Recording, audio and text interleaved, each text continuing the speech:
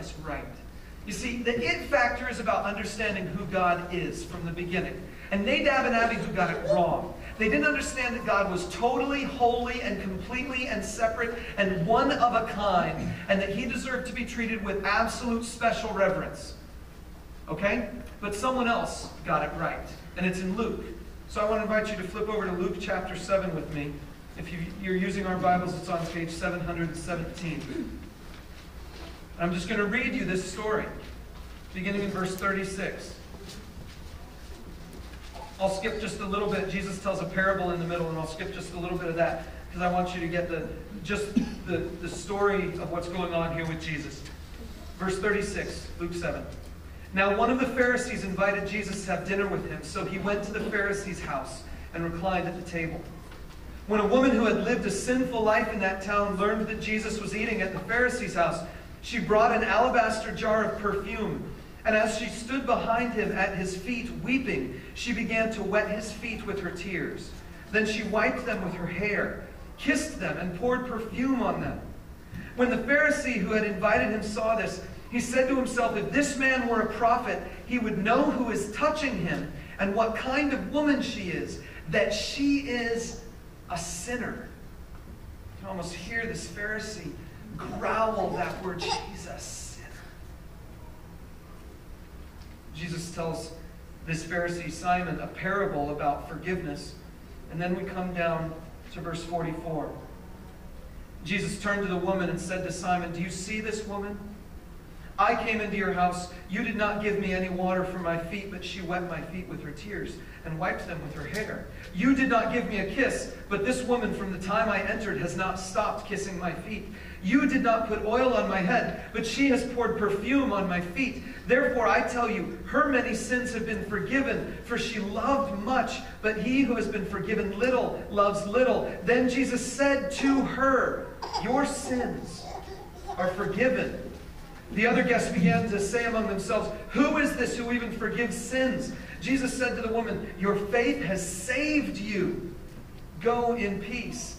Now, if you're looking at this from the Pharisees' perspective, you're going to see that everything is wrong in this story. This woman is coming into this place. Number one, it's the Pharisee's house. She shouldn't be there. This is the wrong place. But if he looks at what the woman is doing, what she's doing looks like worship. Okay? And this is the wrong place for worship. Worship happens in the temple, in Jerusalem. The real worship of God happens all the way in the holiest of holies, in the most holy place. And that's only once a year. And then the other worship happens that's very close. Real worship happens in the temple courts, in the bigger area of the temple. That's where the priests would go daily to light the incense in front of the curtain. Real worship happens in a completely different way. This woman is wrong. Her perfume is wrong. It should be, if she's going to worship God, it should be either the right kind of incense or it should be the right kind of oil. There's a recipe for that too. So she's the wrong sort of person in the wrong sort of place at the wrong sort of time, worshiping the wrong sort of dude, because Jesus is just a man, right? Why should she be worshiping him? And she's using the wrong kind of stuff to do it. If this were Leviticus 10, she should be gone. Wiped out. Fire. Come out. She knows it. She's not the high priest, and it's not the Day of Atonement. She can't go to the Holy of Holies. She's not any sort of priest. She can't go into the temple.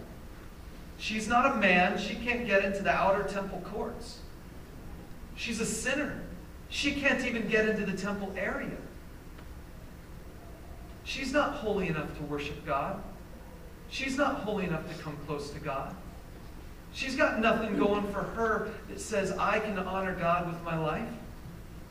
She can't get to him. And so, she comes to Jesus. And she lays at his feet and honors him with everything she's got. The most expensive stuff she can muster. And she just dumps it on him. Gives it all to him. And Jesus looks at her and says, you are forgiven. So God is holy. And set apart from everything else. And needs to be treated with special reverence. At the top of every list, recognize that his word and who he is greater and far superior to anything else I could ever dream or imagine. I can't get there. I've fallen short. But Jesus comes from the Father to us to bridge that gap and say, you can't get to the Father, but you can through me. This is the it factor, where it all begins. It's the recognition that God is far higher than you thought, and the recognition that Jesus offers a deeper forgiveness than you ever knew. So I want to ask you to begin this month, to begin this process, this journey towards a commitment, with the recognition of the holiness of God and the forgiveness of his Son. That when those two things come together, then you begin to grasp what it is all about. So I've got one final statement here that I want you to just jot down and be thinking about through this month. It's your take-it-home statement, and it just goes like this. Be rigidly committed to obeying the Bible and be gratefully dependent on forgiveness through Christ. Be rigidly committed to obeying the Bible and be gratefully dependent on forgiveness through Christ. The two halves of this same truth is what we have to start the year on if we want to be the kinds of people God is making us to be. So to help us reflect on this and make it personal, I've got one more video I want to show you as the band gets ready. We're going to sing through a couple more songs. And I want to invite you, either during this video or during our next song, take a moment to just reflect on what God is teaching you. Jot something down on your card. If you want to make a commitment to Jesus today, to say, Jesus, I know I'm not worthy of coming to God, but I can come to you. You are the Son of the living God. You are fully God and fully man, and you bridge the gap between me and the Father. If you want to say that, make that commitment today. Jot it down on that card. Make it a prayer, write it down. Use this time for you as we reflect on who God really is.